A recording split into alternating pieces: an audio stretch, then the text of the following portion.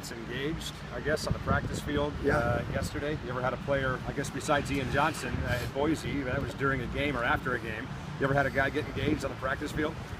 I've had it all. Yeah. You know, there's long. I mean, yeah, you can bring up whatever. I've seen it. Yeah. So practice field, I don't know. Yeah.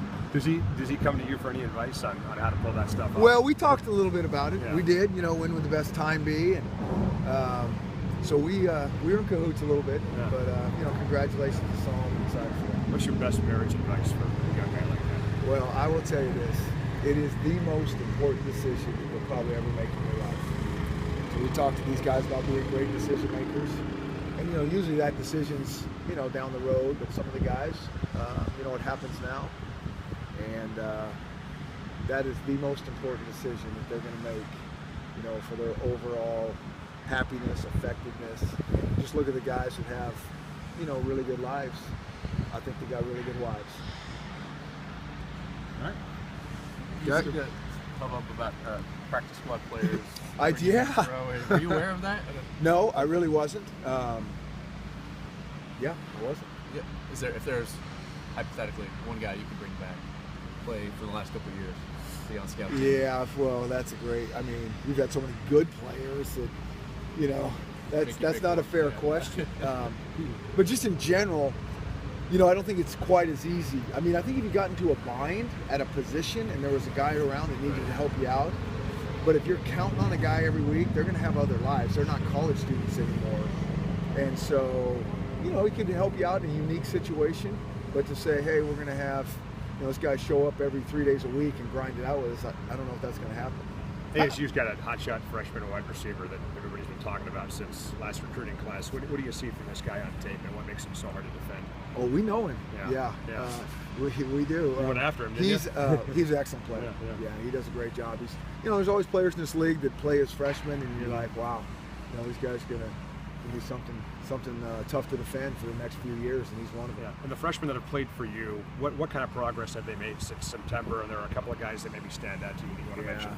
Well, I think that, you know, I think all the freshmen that have played for us, I always marvel at that when the freshmen play. I mean, it is just so hard.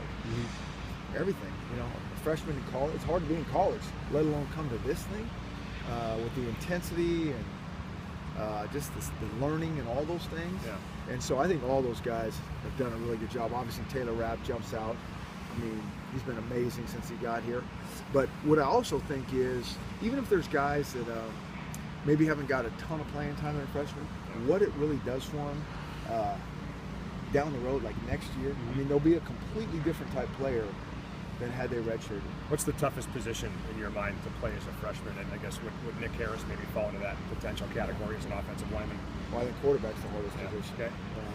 What's number two? Yeah, and well, it's all the positions we've really never played before except for last year. I think the O-line is very hard. They always say this, the closer you are to the ball, the harder it is to play right away. And I think that's a good general rule. Sounds like Tedford's down in Fresno full-time now. He is, yep. He's down there, taking care of business, getting things right. Obviously excited for him. Oh, yeah, awesome. You know, it was such a win-win. Really, this whole thing, how it planned out. For him to get a job and, you know, to even be able to go early and not put us in a huge bind or anything like that, like a coach that's on staff getting a job. So we're excited for him. He's done a tremendous job. And, he'll do awesome things in Fresno. The whole thing, the whole experiment kind of worked out as well as maybe didn't expect it. Probably better, you know, because of him. You know, I think he's a special guy in terms of he was just here trying to help us, just like I said from the start. He fit in awesome with the offensive guys in terms of like what his role was.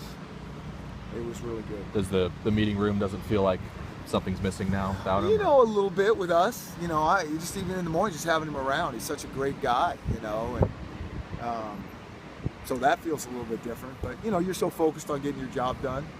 You know, it's we'll have a reunion with him later. Talk a lot about what Jonathan Smith could learn from Didn't we end this thing 5 minutes ago? We did, but there's so many great questions to ask. We talk a lot about what Jonathan Smith could learn from a guy like Jeff Tedford, just being around him. What did you learn from your experience with him here? Well, the big thing for me was, you know, he'd bring up stuff for me as a head coach that maybe I was thinking about, but maybe I wasn't.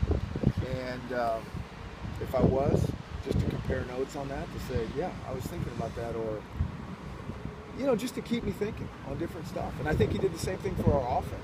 Have you thought about this? What about that? Just a really, a guy with a lot of wisdom. There's no substitute for experience. He's had a lot of it in so many different ways. And so that was a unique opportunity for us.